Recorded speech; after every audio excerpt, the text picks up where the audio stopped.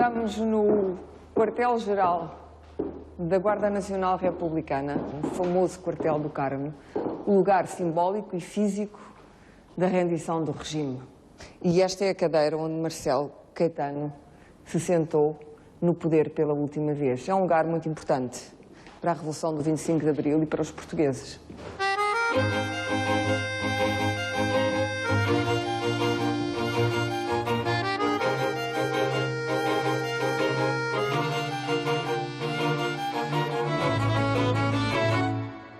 Realmente foi aqui que Marcelo Caetano viveu as últimas horas de agonia do regime. Foi aqui que uma ditadura que durava há 48 anos realmente sussurrou e desapareceu. A Revolução dos Escravos foi uma revolução de grande sucesso. E eu gostaria que os portugueses compreendessem que foi uma revolução de grande sucesso em todos os aspectos. Realmente foi exemplar. Porque é que ela é de tão grande sucesso, não só para Portugal, mas também para a Europa, mas também mesmo para o mundo? Porque ela foi seguida realmente por toda a gente e apaixonou toda a gente. Em primeiro lugar, foi inesperada e deveu-se exclusivamente, temos que afirmar isto com clareza, à coragem dos militares de Abril, dos chamados capitães de Abril. Isso é que é verdade. Porque nós estávamos a viver um período de Guerra Fria. De novo, de Guerra Fria, embora uma certa detente. Mas nem o bloco anglo-americano, nem o bloco soviético souberam de nada acerca da Revolução. Hoje temos isso. E em Portugal muito pouca gente sabia que ia haver Revolução. Bem, nós esperávamos, por exemplo, eu no exílio esperava que isso viesse a acontecer, e tinha informações que podia acontecer, mas tinha havido... Mas não naquele dia, não sabia nada, isso apanhou-o desprevenido também, não é? Não me apanhou totalmente desprevenido, tinha havido o 16 de março, que foi a revolta das Caldas, como se lembra, com o capitão Monge, na altura capitão Monge, e essa revolta parecia que tinha sido mais um insucesso. Mais uma revolta falhada. Mas não foi. Como eu tive logo informação que não tinha sido. Foi uma tentativa que se antecipou, mas que não teve êxito. E a seguir, tudo continuou, todo o aparelho continuou impecável. E realmente, a seguir, veio o 25 de Abril. E esse 25 de Abril foi feito por militares jovens e depois teve o aval. E, de alguma maneira, Marcelo Caetano contribuiu para isso. Teve o aval dos dois generais, Spínola e Costa Gomes. O general Spínola e o general Costa Gomes. Mas a Revolução foi feita por os capitães, pelos tenentes, pelos capitães, quando muito pelos majores. E esses é que realmente conceberam. E foi feita porque eles perceberam que não havia uma solução militar para a guerra colonial. Porquê? Foi feita porque eles tinham feito várias missões, havia 13 anos de guerras coloniais, e eles tinham feito várias missões em África e perceberam que aquelas guerras não tinham solução militar, tinham que ter uma solução política. E eles várias vezes disseram, e os próprios generais, que era preciso, Spínola, por exemplo, no seu livro, que era preciso encontrar uma solução para o problema colonial. E como o regime era incapaz de encontrar essa solução, estava paralisado, eles disseram, temos que fazer a revolução. E fizeram. Fizeram essa revolução. A revolução teve logo qualquer coisa de extraordinária. E isso foi o que dá o picante a esta revolução e que a torna diferente de todas as outras. Primeiro foi a adesão popular. Começou logo na madrugada de 25 para 26.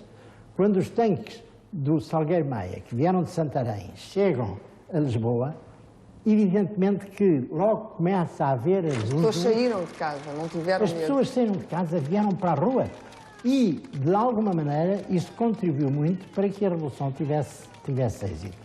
Mas o mais interessante é que as coisas depois, a partir daí, criaram uma dinâmica própria. Marcelo Caetano meteu-se aqui na Guarda Nacional. Pensava que era o ponto mais forte, mas estava aqui, havia pessoas aqui a viver neste quartel, da Guarda Nacional Republicana, talvez não fosse o sítio indicado, parece que eles gostariam mais que ele tivesse ido para Monsanto, para tentar resistir melhor, mas não havia resistência nenhuma, porque os ministros estavam desencontrados, aqueles que se reuniram no Ministério da Defesa tiveram que fugir imediatamente e realmente tudo começou a correr mal. Outros esconderam-se? E houve ordens para, por exemplo, viram os navios da Armada virem até ao Tejo e bombardearem a coluna de Salgueiro Maia, não cumpriram. Não cumpriram, recusaram-se os marinheiros e alguns dos oficiais a cumprir essa ordem, e a partir daí ele avançou para o Carmo, onde estava o Caetano. O Caetano estava aqui fechado. E a guarda que aqui estava era fiel e cumpria aquilo que ele dizia. Mas foram horas de uma grande amargura, de uma extraordinária E de uma amargura. grande solidão. E de uma grande solidão, porque ele percebeu que estava realmente sem ninguém que o acompanhasse, ou com muito pouca gente que o acompanhasse. E percebeu... Já não orgulhosamente sós, como diria o Salazar. Não, já ele estava orgulhosamente só. Infelizmente... Não sei se ele orgulhosamente, talvez... Bem, talvez mais bem, modestamente só. estava só, mas também não resistiu. Só. Ele também não resistiu. Quando ele percebeu que havia uma força que estava disposta mesmo e que lhe fez um ultimato para ele se render, a única coisa que tentou fazer foi negociar. E negociou com o Salgueiro Maia para que ele se rendia se viesse o general Spínola. Para, na segunda famosa frase, o poder não cair na rua. Bem, era a ideia. Mas eles vieram, mandaram cá um carro blindado, e ele saiu daqui num carro blindado. Mas porquê é que esta revolução foi uma revolução realmente de grande sucesso? A primeira razão, que é fundamental, é porque acabou com uma ditadura de 48 anos seguidos, com imensas revoluções pelo meio, como vamos falar, e com sempre o povo descontente, e o povo oprimido, e o povo a fazer o que podia, mas não tinha armas. E as Forças Armadas reagiram muitas vezes, houve muitas revoluções, mas, para além disso, foi uma revolução pacífica. E esta coisa extraordinária de uma popular ter dado um cravo e pedir-lhe para ele pôr o cravo na espingarda, foi um símbolo para toda a gente. Não houve mortos. Os únicos mortos que houve na Revolução foi no dia posterior, porque a PIDE não se rendeu, mas esses não se renderam porque não se podiam render, porque estavam cheios de medo e, portanto, queriam salvar a vida. Estavam ali encurralados e disparou o que foi um disparate. Mas até na ausência de represálias depois, foi uma revolução pacífica. Não, era isso que eu queria dizer. Foi uma revolução pacífica porque os dois principais chefes da Revolução se renderam ambos, isto é, o general Marcelo Caetano e o almirante Américo Tomás, foram mandados 2 dias depois para a Madeira.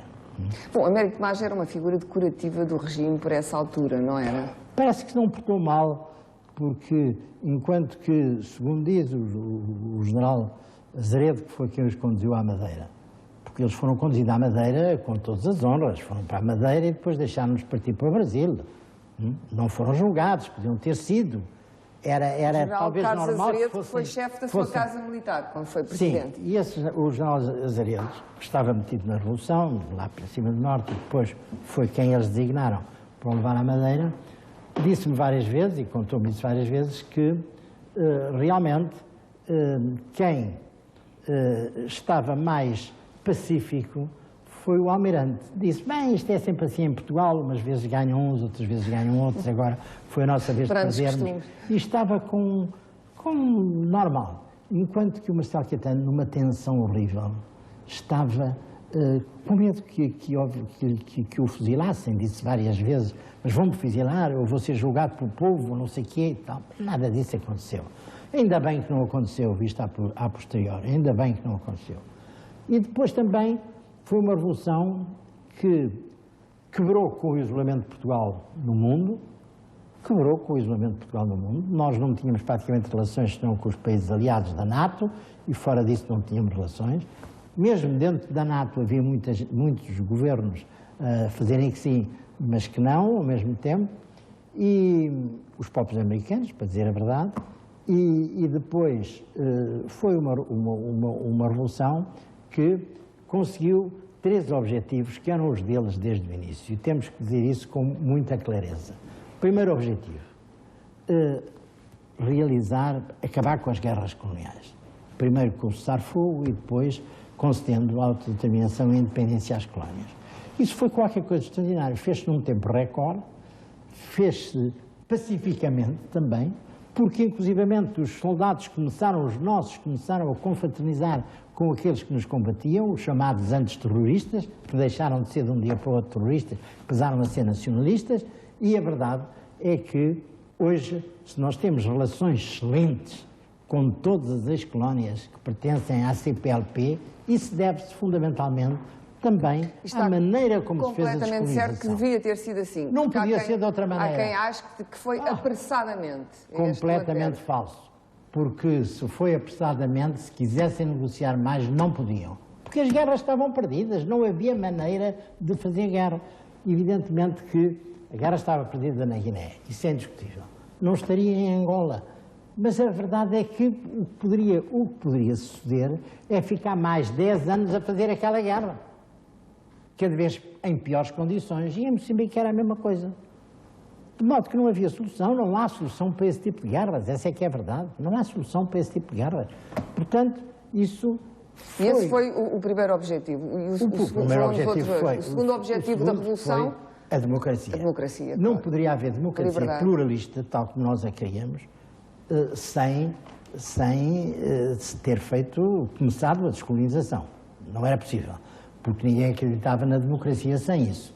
Foi como em Espanha, não era possível fazer a transição democrática acordada em Espanha sem pôr o Partido Comunista na legalidade, como eles puseram. Foi difícil, mas fizeram. Bem, aqui os partidos que não estavam previstos no programa, no programa das Forças Armadas, do MFA, a verdade é que os partidos vieram ao de cima e não, por si próprios, veio tudo ao de cima. E aí estão. Bem, e criaram-se outros. Incluindo o seu Partido Socialista, que tinha sido recém-fundado justamente para, se o regime caísse, estarem prontos. Exatamente. Mas a verdade é que os partidos aí estão, e é uma democracia pluripartidária, e depois aí tivemos alguns problemas. Tivemos os problemas que decorrem do verão quente, mas isso vamos falar noutra altura. O terceiro objetivo, a seu ver, da Revolução? O terceiro objetivo era o desenvolvimento. E o desenvolvimento fez-se sobretudo quando nós pudemos, graças à descolonização e graças à democracia pluralista, ocidental, civilista, que nós fizemos, e laica, graças a estes 3 objetivos, pudemos entrar na União Europeia. E pudemos quebrar todo o isolamento internacional, ter prestígio internacional, ser um país considerado no mundo, pertencer à zona mais avançada do mundo. E isso, nós aí estamos. Estamos bem. E entre o país de Salazar e o país que temos hoje? Não há comparação nenhuma. Não há comparação. Já ouvi dizer que o fascismo de Salazar, ou que o regime de Salazar, não era um regime verdadeiramente fascista, era um autoritarismo brando, digamos assim, de brandos costumes, porque a repressão à resistência não era uma repressão nem sanguinolenta, nem cruel. Não tem essa opinião? Não. Como utente deste lugar? Não, exatamente contrária, porque vai ver agora a cela onde eu estive, porque há várias fases que o regime passou. A primeira fase do regime foi realmente muito dura, porque foi a fase da resistência dos republicanos, da maçonaria e dos anarquistas. Foi os anos primeiros da ditadura, a seguir à ditadura, princípio... A seguir ao golpe de 28 de maio. Em 33 o Salazar fez o Estado, criou um aparelho de Estado para fingir que havia uma legalidade. Mas durante a Guerra de Espanha tornou-se de uma crueldade imensa. E o Salazar transformou-se verdadeiramente como se fosse fascista. Há fotografias dele a fazer a saudação nazi, E ele foi quando criou em 86 a Mocidade Portuguesa, a Legião Portuguesa, a Brigada Naval, todos esses agrupamentos de milícias armadas do regime. Paramilitares, o que hoje chamaríamos paramilitares, de repressão, instrumentos de repressão. Milícias Exatamente. militares, voluntárias para a sobrevivência do regime, e depois continuou por ir para a Guerra de Espanha. O período da Guerra de Espanha. Anos 30, portanto. Anos 36, 39, e depois, até a Primeira Guerra Mundial, foi o período, digamos, 39, setembro de 39, foi o período realmente em que foi o mais duro de todos e o mais cinzento para toda a gente. E depois, o Salazar, ao princípio, completamente feito com o Hitler, e depois da Guerra Civil Espanhola, convenceu-se que o Hitler ia ganhar a guerra. E durante a primeira fase, ele nunca cortou ponto com os ingleses, é verdade. Os ingleses que eram responsáveis por... Mas também não o cortou por razões estratégicas, porque com o Atlântico... Com o Atlântico, exatamente. Aqui ao lado, não... Mas muito feito com eles. A partir do momento, a partir de 41, quando eles atacaram a União Soviética, os nazis, ele convenceu-se que podia a guerra não ser uma vitória para o Hitler. E então aí ele tentou fazer uma viragem. Viragem essa que se efetivou no final da guerra, na Europa, 8 de maio de 45. Quando se deu isso, ele então fez um discurso a dizer a vitória foi, a bandeira da vitória foi desfaldada ao vento da liberdade. E então nós também somos uma democracia, somos tão livres como a livre Inglaterra. É um discurso dele. Bem, aí ele tentou fazer uma mudança. É então que aparece o MUD e as organizações, digamos, paralegais, ou que ele dizia da liberdade. MUD, que é a sigla, Movimento de Unidade Democrática. E ele, então, as pessoas começam a discutir e a dizer que são da oposição contra ele. Isso foi uma coisa nova, que não existia antes. Portanto, a repressão aí, nessa altura, tornou-se menos violenta. Mas a partir de 47, 48, 49, quando ele se convenceu que os aliados não o iam vitimar por ter estado ao lado do Hitler e do fascismo e do Mussolini, ele então voltou à grande repressão. Eu posso dizer que o Estado Novo aguentou 48 anos com dois pilares, assenta em dois pilares. Primeiro pilar, a PIDE e a perseguição que a PIDE fazia, as torturas que a PIDE fazia. E a informação, o sistema de informações da PIDE, da denúncia. E, por outro lado, a censura. Era o silêncio completo. Não havia Ou seja, assentava sobre o terror. Não havia um escritor que não tivesse um livro censurado. Com lápis azul. E com lápis azul. Isso foi. E depois a pressão económica, a discriminação social e política que ele fazia. E exercia sobre toda a gente que era da oposição. Sim, e a perpetuação no poder de uma oligarquia nessa altura, que reinava. A primeira fase, a resistência é feita sobretudo pelos republicanos, maçons e pelos anarquistas. A segunda fase é feita sobretudo pelos comunistas, a partir de 41, pelos comunistas. E movimentos socialistas, ou proto-socialistas. Não. Comunistas e republicanos ainda e tal, alguns maçons que sobreviviam, e realmente depois aparecem socialistas. A partir de 45, ou proto-socialistas, digamos assim. Proto-socialistas, e eu entro nesse jogo nos anos 49, no princípio da Guerra Fria. Estas são as grades do Aljube, a prisão do Aljube, com os curros, de que já não resta hoje muita coisa, ainda restam as grades. Esta prisão é uma velha conhecida sua, ou era? Sim.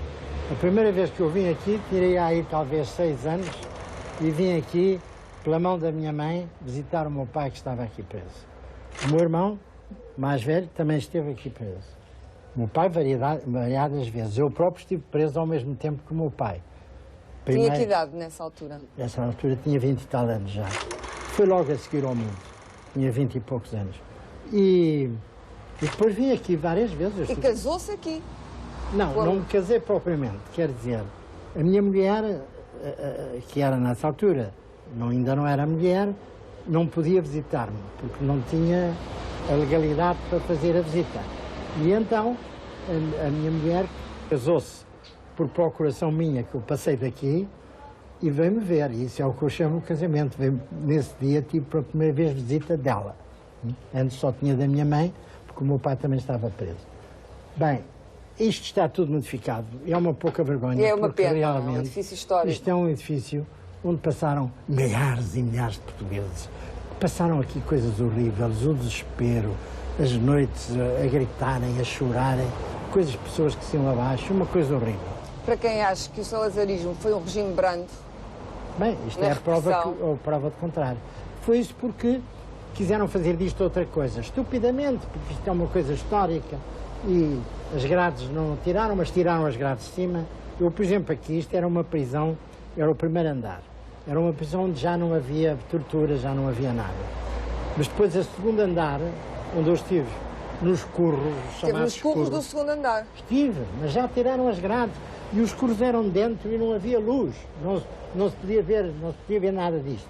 E depois o terceiro andar, onde eu estive já com várias pessoas, encontrei aqui justamente muitos jovens do mundo juvenil e pessoas que estavam presos, velhos republicanos, etc., comunistas, toda a gente, e que era uma grande sala onde nós estávamos, e aí podíamos vir aqui, mas havia entre esta grade, havia uma rede, mas que era uma rede larga, mas ainda era para tirar mais a luz e não sei o quê, para não se ver de fora para dentro. Mas nós passávamos a vida aqui, conhecíamos as pessoas que subiam e que desciam. Aliás, as suas refeições vinham da Estrela da Sé. Estrela da Sé, ali. Pois, porque eu desarranchei-me, porque não queria comer a comida do rancho, que era horrível. Quase todos estavam no terceiro andar, que estavam quase conseguiu essa todos. coisa, que assim que escudos não, pagava e tive que fazer um requerimento e tal. Bem, e então, tínhamos um banho ou dois por semana também aqui, mas aqui ainda havia água quente, coisa que em Caxias não havia. Bem, e uma vez, isto era mundo juvenil, foi quando eu estive aqui com toda a equipe mundo juvenil, o Mário Russo, vários dos meus amigos da altura, um filho do Polido Valente e muita outra gente que estava preso aqui. Não foi um preso muito bem comportado. Sim, mas nessa altura, nós passava aqui uma vez, estávamos aqui e tal, e de repente começamos a ouvir uma fanfarra e tal, e marcha militar, e o que é que vimos? Os tipos da Legião Portuguesa, que tinham aqui um quartel para o lado do castelo, a desfilar aqui. E nós começámos a dizer uns para os outros, mas isto é uma vergonha, estes tipos vêm aqui, ainda por cima, fazer um barulho bestial e tal. Começámos a dizer, fora, fora, fora, bem, mas os gritos mal chegavam lá abaixo, e então houve um tipo que arranjou maneira de atirar umas nespas lá para cima, e eles voltaram as armas cá para cima. Bem, fomos todos transferidos para Caxias. E eu ainda fui, uns tempos depois, parar à penitenciária, onde estive ainda um mês e meio na penitenciária, por causa dessa história. Mas porque me atribuíram, eu não tinha tanta culpa como os outros. Aquilo foi uma coisa coletiva, espontânea e da alegria da juventude que nós tínhamos. Estávamos na cadeia, mas não estávamos vencidos. Que prisão era esta? Porque as pessoas hoje têm dificuldade em perceber o que é uma prisão de presos políticos, não é? Era uma prisão muito severa, muito severa. Então, quando se vinha de noite, e se ia aqui de noite numa caminhonete até à sede da PIDE, Rua António Maria Cardoso, onde éramos interrogados e massacrados. E depois, às 4, 5 da manhã, voltávamos para aqui. Isto era sinistro. Era realmente sinistro. E, sobretudo, os curros que eles destruíram todos. Sinistro. E uma coisa extraordinária é que daqui conseguiram fugir pessoas. Por exemplo, o Palmeinaço estava eu preso. O Palmeinaço nunca esteve comigo, estava noutra James Bond cela. do Partido Socialista. James Bond. Mas o Palmeinaço conseguiu, por via de uma sala para visitas que havia no terceiro andar, onde as visitas, mas que não tinha grades, saltou para as trincheiras, para as traseiras, perdão, com uma coisa que ele tinha uma coisa estranhíssima. Aqueles lençóis como nos filmes. Um lençol, exatamente um lençol que ele prendeu, caiu em cima quase por trás de um guarda republicano, que estava ali a fazer a guarda, mas ficou sarapantado e ele, a toda a velocidade, correu por esta escadinha que há ali ao lado, para esta rua. O segundo guarda republicano nem sequer apontou a arma, só apontou quando eles já estavam coisa e deu um tiro para o ar. Mas já ele ele estava fora. Fugiu daqui, foi uma fuga heroica do Palmeiras. E foi aqui a Santa Apolónia que chegou o famoso Sud Express que o trouxe de Paris e do exílio. O que é que sentiu ao chegar a um Portugal em liberdade? Não beijou o sol como o Papa? Eu cheguei, bem, quando eu entrei em Portugal, em Vilar Formoso, que eu vim de comboio porque estava fechado o aeroporto. E quando eu cheguei nessa altura a Portugal e não sabia se era preso ou não era, mas não sabia como é que tinha ocorrido a Revolução. Mas quando vi em Fontes de Honor e depois em Vilar Formoso as pessoas a aclamarem a Revolução 25 de Abril e nós que vinhamos, o Ramos da Costa, o Peter, a mulher, todos vinham no comboio, o Onete, claro, ficámos deslumbrados com aquilo. E a partir daí, o comboio veio a parar, porque o povo fazia parar nas linhas, nos apiadeiros, em Alfarelos, em vários sítios, em Coimbra, e vinha toda a gente ao comboio, porque a rádio estava a dar, que vinham os primeiros exilados, éramos os primeiros, e toda a gente queria ir receber-nos. E quando cheguei aqui foi, digamos, uma apoteose, não se podia andar, eu fui quase levado em braços e os meus colegas... Foi o seu primeiro banho de multidão.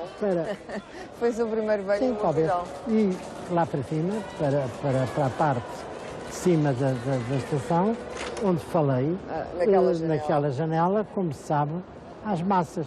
Bem, foi um momento de uma emoção extraordinária. Depois começou o povo todo aos berros, eu fui à janela, fiz um discurso, e quando estava nesse discurso, o Magalhães Godinho disse-me assim: depressa, porque o general Spínola está à sua espera para o receber. O general Spínola, sim, está, o presidente da Junta, já era o presidente da Junta. E eu fui daqui para a Cova da Moura, onde encontrei pela primeira vez o general Spínola.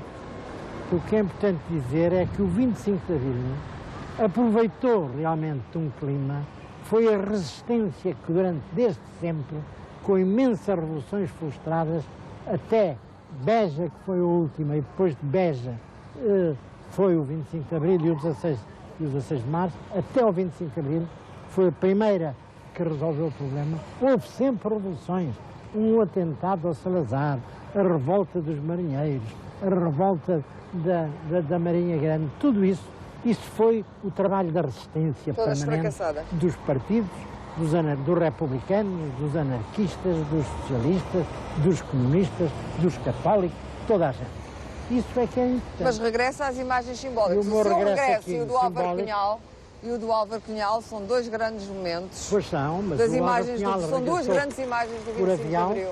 No 29 ou 30 de Abril, e eu regressei a 28 comboio, com o Tito Moraes, o Ramos da Costa, a minha própria mulher. Ainda se lembram o que é que disse? As pessoas estavam a aplaudir, era um discurso da liberdade, era um discurso do povo sonhava com o país que veio a ser construído. Temos aqui mais uma grade, agora disfarçada. O que era isto aqui? Isto aqui era uma cela. E era uma cela relativamente boa em relação às outras celas, porque as outras celas eram muito piores, não tinham. E tinha esta grade, e o meu pai esteve aqui cerca de um ano. Porque o meu pai, preso, e tinha 70 anos nessa altura. Foi depois da tentativa revolucionária de 1947, em que o meu pai estava metido, com alguns generais, etc. O meu pai, como civil, veio parar aqui. Esteve aqui muito tempo. Depois foi transferido para o Hospital Júlio de Matos, onde estava também o general Godinho, e morreu lá, porque teve um infarto, puseram-no a ter que subir a escada para ir uma toalete e morreu lá. Bem, aqui neste aljube... Isto aqui era o terceiro andar, mas os curros eram no segundo andar. Os curros eram no segundo andar. E esta casa está ao nível do segundo andar. Está ao nível do segundo andar, não do terceiro, porque o terceiro é ali. Hein? Porque está tudo modificado. Isto hoje não parece uma prisão, claro. Isto era tudo de pedra e de umidade. Os curros como é que eram exatamente? Fisicamente, qual era a dimensão do curro? Os curros tinham uma dimensão mínima e não tinham luz, que era o mais desagradável. Porque entre os curros havia um corredor que dava para as janelas com um grade e com os ferros, portanto não deixava entrar a luz, e havia muito pouca luz. A dimensão era isto, 15 palmos meus de comprimento e 5 palmos de largura. E esses 5, e tinha uma tábua que se punha ali, para baixo, e onde havia uma enxerga, muito má, cheia de pó, e uma manta esburacada. E eu, quando vim, e vim de 3 noites e 4 dias, ou 4 noites e 3 dias, a ser torturado com o sono, na António Maria Cardoso, e ao fim, como eles estavam pensando que eu podia ter uma SIMP, como tiveram vários, o Otávio Pato, por exemplo, teve 21 dias nisso e teve uma SIMP, eu morrendo. Bem, portou-se heroicamente, aliás, e veio, trouxeram-me para aqui. Puseram-me nos escuros. Eu fiquei aqui 27, 28, 29 dias, não sei bem. Privação sensorial, como se diz hoje. Bem, sei. Sem luz, puseram-me aqui, sem luz, sem nada. Depois trouxeram, a minha mulher mandou vir, mandou-me coisas de uma manta, não sei mais quê, mandou-me assim umas coisas para eu comer e tal. Tapava-se com o quê? Com a manta esburacada? Não, tinha a roupa... tinha um sobretudo que despi e fazia de cobertor e o casaco fazia de almofada. Mas estive ali a dormir imenso tempo, porque o guarda, eu lembro-me só disto. Fui posto ali, vinha cansadíssimo, está a ver, depois daquela prova, e cansadíssimo, queriam saber onde estava o Peter Santos. Foi, o objetivo era só por causa. O Peter Santos que estava fugido aí, por acaso até sabia onde ele estava. Mas eu dizia, bem, eu não sei onde está, mas ainda que soubesse não vos dizia, como é evidente. Bem, e então era só isto, não me deixaram era dormir, e só era esta pergunta. Bem, eu cheguei aqui, caio naquela coisa, lá me aconcheguei como pude e adormeci. E só me lembro de muitas horas depois, aparecer um guarda de cara patibular em cima de mim, a dar-me assim uns encontrões e a dizer, caramba, homem, dormir tanto até apodrece.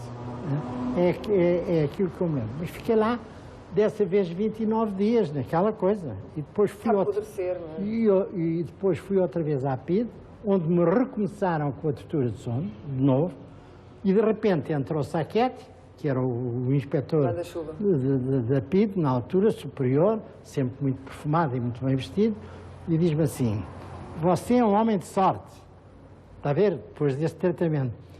Há horas para tudo, há horas para ser preso, como você foi, há horas para ser posto em liberdade. Vou pô-lo em liberdade. Eu não acreditei, claro. E fiquei assim a olhar para ele, com ar muito desconfiado, e ele diz-me, sim, é porque o Dr. Pereira Santos chegou a Marrocos e já deu uma conferência de imprensa em Marrocos, muito desagradável para nós. Eu gosto muito desagradável para nós. E foi assim. Bem, eu fiquei radiante, está a ver? Foi então que eu saí com tudo aquilo que tinha, eles mandaram vir, os pertences, assim, bem, tomaram um táxi ali na rua António Maria Cardoso e apareceu o nosso amigo Pacheco e diz-me assim, nem pensou se eu estava com coisas, de onde é que eu vinha, da maneira, com a barba para fazer tudo aquilo, e eu diz-me assim, ó Mário, tens por aí acaso 20 paus? E eu disse, por acaso tenho 20 paus. E há Pacheco mesmo, não é? Há Pacheco. E o Níquias Capinakis também lhe ofereceu? O Níquias Capinakis esteve aqui também muito tempo preso. Aqui. Não sei em que sala estava, mas tinha esta vista. E então fez um quadrinho muito pequenino, que ele me deu... Está na sua coleção hoje? Está na minha coleção, que ele me deu e que dizia assim, o mau tempo no canal. Foi o tempo que ele passou aqui. Este era o canal. O canal era o Tejo. E é uma paráfrase sobre o livro do Nemésio. Este Largo do Carmo, na primavera de abril, estava cheio de gente até acima. Sim, cheio. Pleno de gente. E estava aqui, em cima de uma guarita, com um megafone, o Sousa Tavares. O Sousa Tavares. E o meu filho estava... O Francisco Sousa Tavares. Francisco Sousa Tavares. E estava, o meu filho estava em baixo e foi quem lhe deu o megafone. E ficou, nas fotografias, vê-se o meu filho, que era muito jovem. Cá em baixo mesmo, rapaz. Estava aqui. Passou aqui todo esse dia, desde manhã. E muita gente, aliás. Falámos já que isto foi uma revolução dos escravos, não violenta, pacífica, modelar. Aliás, a própria Revolução Checa, mais tarde, A Revolução de Veludo Checa acaba por ser quase uma imitação, uma cópia da nossa, mas houve alguma violência e houve mesmo uns tiros de G3 que entraram... Não houve propriamente violência. O por que houve foi, por esta janela. como não havia a ideia eles diziam, os senhores têm que se render, e estes daqui diziam que não se rendiam, por ordem do Marcelo Caetano, eles fizeram um apontamento e deram uma rajada de metralhadora que veio dali e que atingiu aqui, e que rasgou aqui a enciclopédia, o volume 13 da enciclopédia, como se vê, e aqui uma tábua de logaritmos. E ali também ainda há um buraco onde... Não se pode dizer que tenha sido, de facto, um momento muito violento da história de Portugal. Não foi, porque o Marcelo Caetano não estava aqui. O Só os livros é que se referiram. Estava do outro lado onde nós estivemos, que é outra aula deste palácio, e portanto não estava aqui, nem sequer ouvia... O que era extraordinário era uma espécie de rumor de alegria que saía da rua. Sim, não? Alegria completa. Porque isto foi uma revolução como, aliás, depois da fraternidade. De Mel Braner da fraternidade e da alegria. Fez um Essa poema. que é a verdade. Do alto destes retratos dos comandantes da GNR, primeiro chamou-se Guarda Nacional da Polícia, depois Guarda Municipal e depois Guarda Republicana. A Guarda Republicana propriamente estão aqui 200 anos de comando neste lugar, onde se refugiaram, aliás, vários chefes de governo, noutras tentativas falhadas de golpes e contragolpes. Sobretudo durante o tempo da Primeira República. O que acha que teria sucedido aos golpistas de 25 de Abril e aos revolucionários de 25 de Abril, caso o golpe tivesse falhado? Olha, está aqui o general Adriano Augusto Pires, que estava com o Marcelo Caetano, e foi ele que defendeu o Marcelo Caetano. Estava naquela sala onde está a cadeira.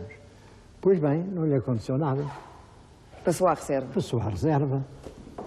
Se o Otelo Saraiva de Carvalho não tem vencido, e que todos os que o acompanhavam, o Vítor Alves, o Salgueiro Maia, o Vasco Lourenço e todos os outros, se eles têm perdido, iam todos parar ao Tarrafal, não tenha dúvida. Alguns foram parar aos Açores, como Mel Antunes e o Vasco Lourenço. E antes, logo no 16 de março. No 16 de março, o Monge foi preso, está a ver? Foi fora. E o Casanova. E posso dizer que era certo que era a repressão, isso não é o sistema ditatorial. É a diferença e a superioridade da democracia. Isto, estar aqui. Como hóspede deste lugar, esteve numa cela destas, que aliás era uma cela que partilhava com diversos presos políticos. Uma cela destas que havia 15, 16... Estive nesta cela com 4 ou 5. Era o Júlio do Mar, o Rui Grácio e mais 2 ou 3 que estavam comigo, que éramos todos estudantes, antifascistas, etc. Foi a primeira vez. Em 47, 48, estivemos aqui 6 meses numa sala destas. Isto aqui... Mas é bom nós repisarmos a ideia que são 6 meses, porque há quem diga que sempre esteve preso episodicamente como quem está de férias. Eu estive preso 12 vezes e ao todo calculo 3 anos no total. Não quis ter vontade de rir, mas de facto já ouvi várias vezes dizer... E em situações duras. Uma vez puseram-me aqui como presos comuns. E eu, a primeira coisa que eles me obrigaram a fazer, que eu vim para cá para ser digamos, humilhado, porque era gente... Foi um castigo, puseram-me com os presos comuns por castigo. Ninguém sabia quem eu era, tipo, imigrantes, não sei o quê, presos mesmo comuns. E o chefe de sala, porque eles nomeavam sempre um chefe de sala, que era o tipo que fazia, se estava feito com eles, disse, hoje é o teu dia de lavares a latrina. E eu tive que lavar esta latrina, está a ver? Não, é que não era bem assim, era pior. Não, era pior porque não havia separação entre o duche e esta coisa. É uma coisa, como disse aqui, não havia azulejo, não havia nada, era tudo, escorria água por todos os lados. Bom, e lavou? Lavei. Mas posso lhe dizer que 2 dias depois disso, eu tinha a sala realmente na mão. É por isso que eu costumo dizer... Estavam convertidos. Não, porque eu dava cigarros aos tipos, porque eu falava-lhes o que é que eles têm, porque eu ensinava-os a escrever cartas aos guardas, porque eu fiz uma certa coisa, e os tipos às tantas perceberam que eu podia ser para eles muito útil. Então nem me deixavam fazer a cama, já não era lavar a latrina, nem me deixavam fazer a cama. Eles tinham um rancho horroroso e a minha família mandava-me bolos e tal, e eu distribuía. Partilhava. Toda a gente partilhava tudo.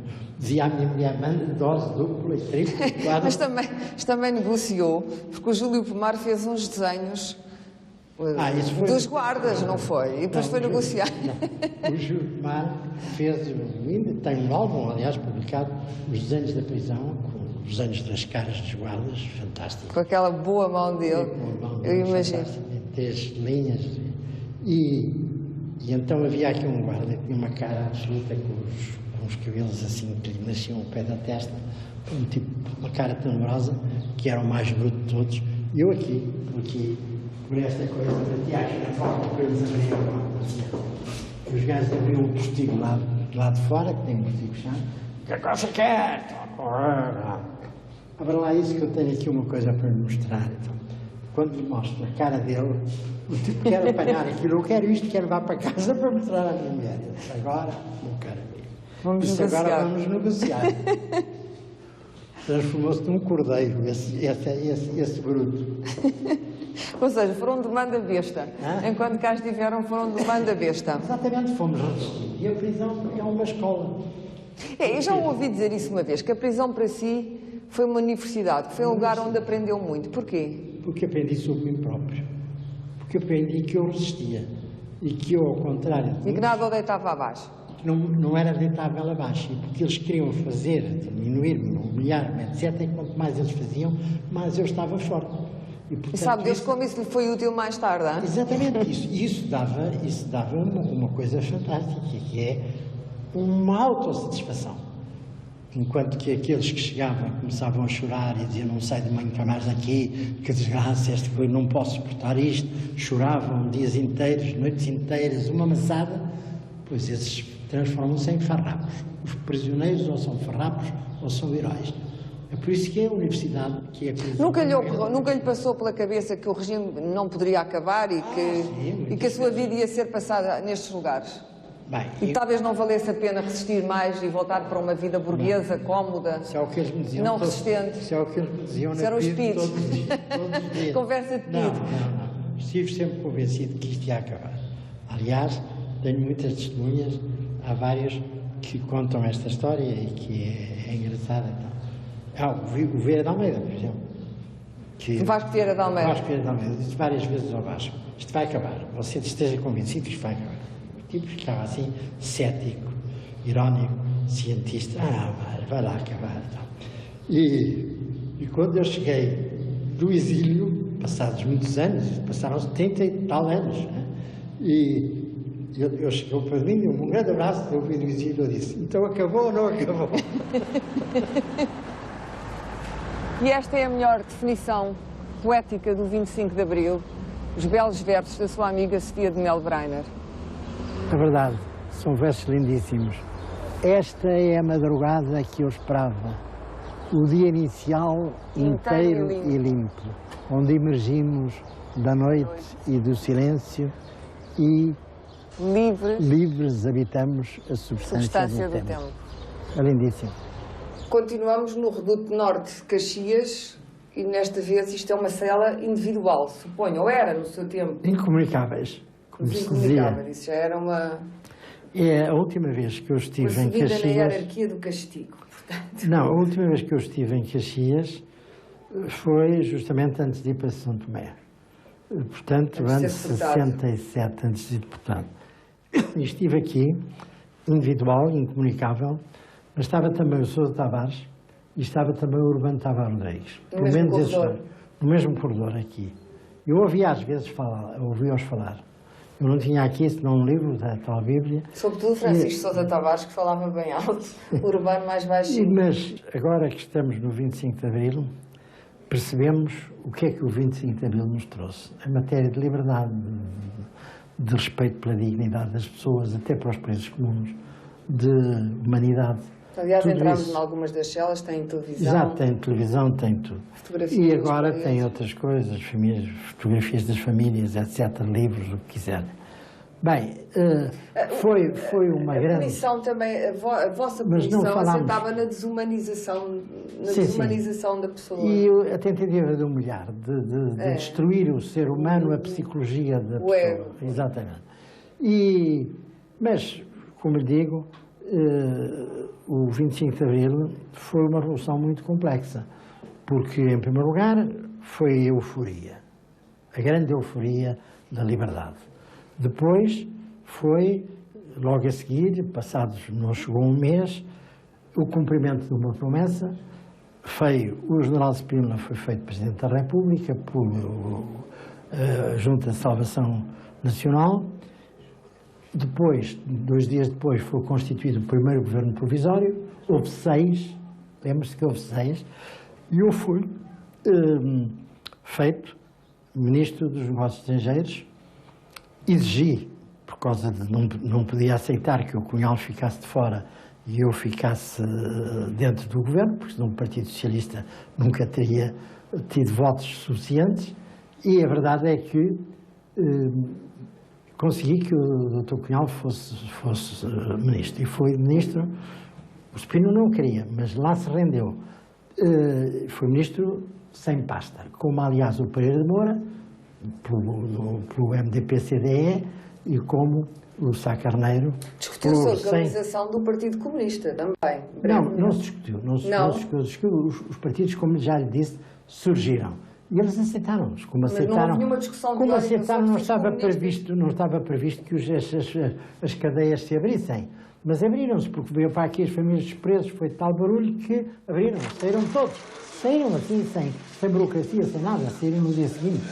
Quando o Palma já me foi esperar, estava aqui preso, e foi-me esperar quando eu cheguei a Santa Apolónia. Portanto, está a ver. Depois, os partidos começaram-se a organizar, mas começaram os grandes problemas. Os grandes problemas era como é que vamos fazer a descolonização. Teve que ser muito rápida, mas havia grandes controvérsias sobre isso. As questões com o Spínola foram fundamentalmente por causa disso. Depois houve a crise do Palma Carlos, como se lembra. Depois o Palma Carlos demitiu-se e veio uma pessoa muito simpática, que era um coronel, que era uma pessoa que parecia pai e muito moderado, que era o general Vasco Gonçalves, e que realmente saiu uma pessoa que era mais comunista que o Cunhal, esta é que é a verdade, e que foi responsável por o princípio dos grandes conflitos. Também ele depois, um dos responsáveis por aquelas tentativas putschistas, comunistas e militares, não é? Bem, muito mais tarde, com 11 de março, com 11 de março é que eles voltaram a tomar o poder. E foi uma tentativa um pouco desesperada do Partido Comunista, que já estava em luta connosco, socialistas, por causa da unicidade sindical. Exato. E por causa do MDP-CDE, que nós achávamos que era um partido satélite do Partido Comunista, e era, como se provou, e a verdade é que eles quiseram adiar as eleições, e havia a promessa eleitoral, desde que apareceu, desde o princípio do 25 de Abril, para fazer eleições dentro de um ano. E eles cumpriram. Isso temos que lhe tirar o chapéu, porque os militares cumpriram. Nós, evidentemente, até aí estivemos relativamente moderados, nós socialistas, porque fizemos várias coisas, como grandes comícios, unidade sindical, etc., mas foi quando nós tivemos a certeza que éramos o partido maioritário, que não reclamámos propriamente sequer que houvesse mudança de governo, mas ficou tudo na mesma. Mas a partir daí havia uma legitimidade que era diferente da legitimidade revolucionária, claro, que era a legitimidade democrática. Ora, foi aí que nós chegámos ao ponto de nós que gritámos tantas vezes MFA, o povo está com o MFA, começámos a dizer o povo não está com o MFA, quando o MFA quis tutelar a governação, e quis. Uma parte do MFA. E uma grande luta entre os civilistas e os militares nesse período, não é? Há uma grande luta, primeiro, entre aqueles que queriam passar da Revolução Burguesa, como eles diziam, para uma revolução socialista, isto é, soviética, assoviética, e nós não queríamos. Queríamos uma revolução de tipo pluralista, democrática, como foi o que aconteceu. E depois a questão do civilismo, quer dizer, uma tutela militar, uma não tutela militar. Mas isso foi muito mais tarde que nós conseguimos pôr esse problema, foi depois do 25 de novembro. Porque, entretanto, houve 11 de março, foi a aceleração imensa da Revolução, com as nacionalizações, com a ocupação de casas, com a ocupação de terras, com a fuga de muitos industriais e ricos para o estrangeiro, e para o Brasil e para outros sítios, com a prisão de alguns militares e civis, que estiveram aqui presos, em condições muito diferentes, mas que estiveram também aqui presos em Caxias, e depois disso veio a contravaga. E isso aparece primeiro com as eleições que nós ganhamos, as grandes manifestações populares, nós começámos a tentar bater na rua os próprios comunistas que eram os donos da rua. Tem a sua apoteose na Fonte Luminosa, na grande manifestação da Fonte Luminosa. Tem a sua apoteose na grande manifestação da Fonte Luminosa, exatamente.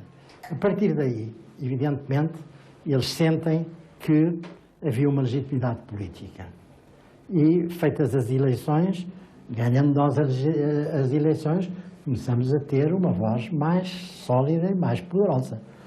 E, realmente, as coisas foram até ao ponto máximo, porque o 25 de novembro começou por ser um putsch feito pelos tipos comunistas e socialistas, comunistas e esquerdistas, que querem fazer um grande apoio para ir para a democracia popular, como eles diziam, que era uma democracia soviética, e nós, dizendo o contrário, temos uma democracia pluralista. Então, bem, nós ganhamos essa batalha. A partir daí, quando o Cunhal, às 2 horas da manhã de 25 de novembro, estava eu no Porto com o Pires Veloso, o general Pires Veloso, é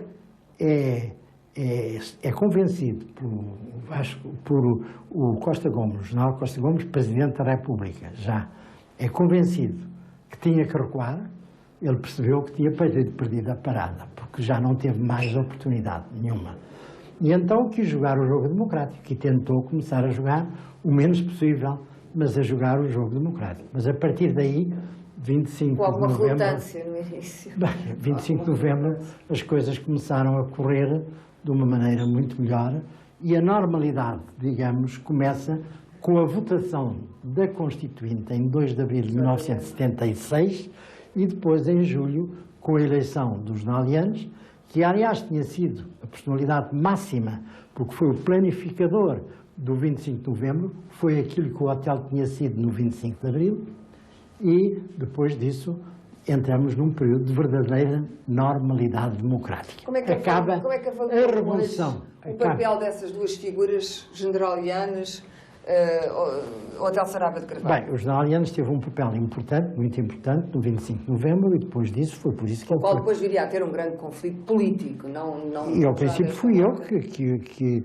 fiz a propaganda dele para ser eleito pela primeira vez Presidente da República. Não, eu acho que ele foi um homem que disciplinou as Forças Armadas e conseguiu, realmente, isso se lhe deve, conseguiu, sem choques, sem grandes coisas, sem grandes conflitos, disciplinar as Forças Armadas e fazer que o poder civil estivesse acima das Forças Armadas. Voltando atrás, como é que avalia o Hotel Saraiva de Carvalho hoje? Bem, o Hotel Saraiva de Carvalho... muito controversa, muito polémica. É uma pessoa generosa que foi um dos heróis de 25 de abril, isso é indiscutível, foi o planificador, estava na pontinha, como vimos. É uma pessoa que tem que ter admiração por ele por isso. Depois disso, ele veio, foi um pouco inebriado, esteve em Cuba, eu também o tinha mandado antes à Suécia, mas ele depois foi a Cuba e tal, e veio de lá dizer que podia ser o Fidel de Castro da Europa. Sim, ter umas pessoas de campo pequeno e tal. Essas coisas, mas foram umas coisas que não tinham bem consistência, que não tiveram consistência. E realmente ele demitiu-se. Se o Hotel Saraiva de Carvalho se tivesse aliado ao grupo dos que queriam a Revolução Popular e dos comunistas, que bem tentaram, nós teríamos perdido. Sim, e provavelmente teriam vindo parar outra vez aqui a este lugar, ou não? Não sei. sei. O que é que acha? Isso não se pode fazer esse futurismo. Acho que não, acho que não. Não vinham outra vez a habitar Caxias? Se nós tivéssemos perdido, e se a democracia pluralista não tivesse vingado, era muito possível que viéssemos aqui, ou coisa pior, porque os estrangeiros diziam que nunca os socialistas ganharam aos comunistas, tinham ganho até aí, fomos os primeiros, foi até a célebre frase do seu admirado Malraux, que escreveu no Expresso. Os socialistas portugueses demonstraram ao mundo que os bolcheviques podem ser vencidos pelos mencheviques, que nunca tinha acontecido. Aí teve uma ajuda dos seus amigos americanos? Não. Os americanos tiveram... O Carlucci aparece depois.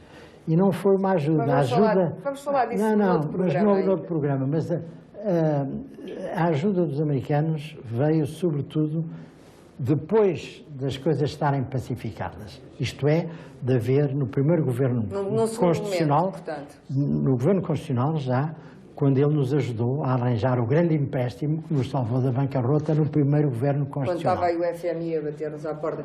Em que momento da sua vida é que percebeu que as suas relações com Álvaro Cunhal, as relações entre duas pessoas que se conhecem, que em algum momento, não sei se estimaram, mas que tinham afinidades, ele foi seu professor, apesar de tudo, quando é que houve a ruptura? Não, ruptura praticamente nunca houve. Até ao fim da vida tínhamos relações cordiais. Mas foram inimigos políticos, foram mais do que fomos adversários políticos. Inimigos nunca? Bem, eu nunca fui, porque nunca deixaria alto. Digo uma coisa. Quando nós ganhámos o 25 de novembro, como eu lhe disse, eu estava no Porto. O Melo Antunes estava em Lisboa. O Melo Antunes fez uma declaração. Nós ganhámos, mas atenção, o Partido Comunista deve ser um partido na legalidade e não podemos ilegalizar o Partido Comunista como eles queriam. Como eles queriam. E eu disse o mesmo, no mesmo dia, no Porto, onde fiz um comício ao lado do Pires Veloso. Disse exatamente o mesmo. E a ideia era essa, era não deixar que o 25 de novembro fosse uma contra-revolução. Não foi. O 25 de novembro foi meter dentro dos carris democráticos pluralistas a revolução, mas não uma contra-revolução. Foi aquilo que chama purificação da revolução, a recondução da revolução ao seu ideal. À pureza dos seus ideais primitivos.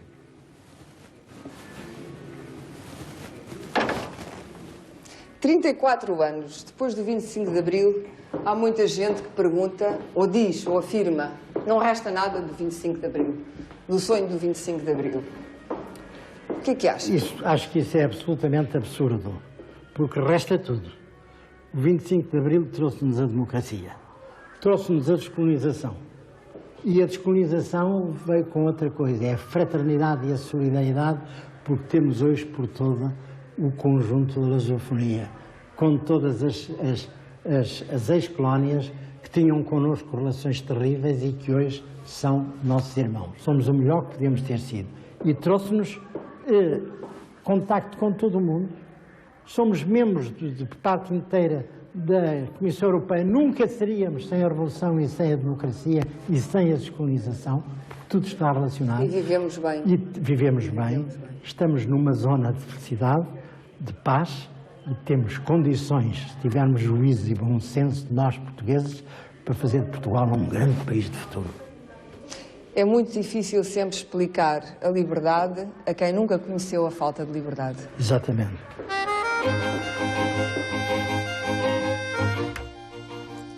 No dia em que o país presta homenagem ao Dr. Mário Soares, a RTP dedica-lhe a sua emissão. Assim não perca à 00:10, o caminho faz-se caminhando e logo depois, memórias.